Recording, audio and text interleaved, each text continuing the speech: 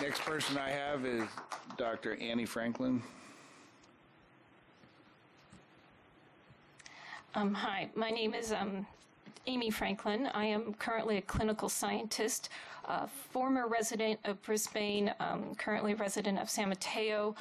I've been involved in this process of bringing up my voice to the Planning Commission, the City Council, the County of San Mateo, and the Fish and Wildlife.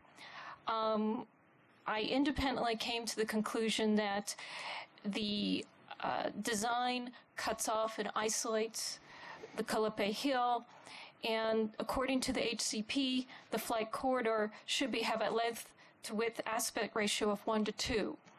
Now, I would not view the current design as following that, and furthermore, the flight corridor is delimited on one portion of it by a rocky road cut. Additionally, 30 feet are at the edge of the lot are required to be a fire break as per the appendix 2009. And according to the Fish and Wildlife, the butterflies will move around. However, in the draft Solano HCP, which is also for the Calipe, written by LSA Associates in 2009, they point out that Calipe fly low to the ground, 1 to 3 meters, up to no more than 9 feet, and that wide areas of pavement or forested areas pose an impediment to dispersal, and I'll provide my letter.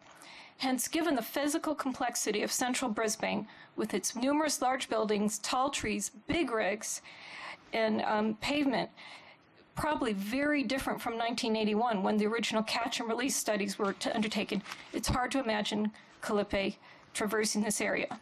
Finally, I just wanted to point out that when I first presented to the Planning Commission, a fire happened in the acres, and I was very concerned about fire, and that we might need to rescue, recolonize populations. Well, since then, there's now been a fire on Calipe Hill, and even more frightening, Owl and Buckeye Canyons, all major population sites for the butterfly.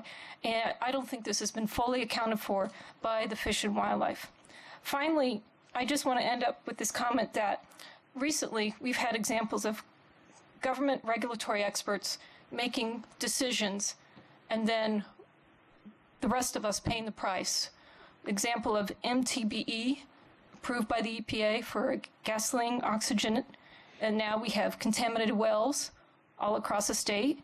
And just recently, the SEC not doing its regulatory fiduciary duty, aka Madoff, amongst others. So regulatory authorities do make mistakes, and in this case, the mistake could be permanent.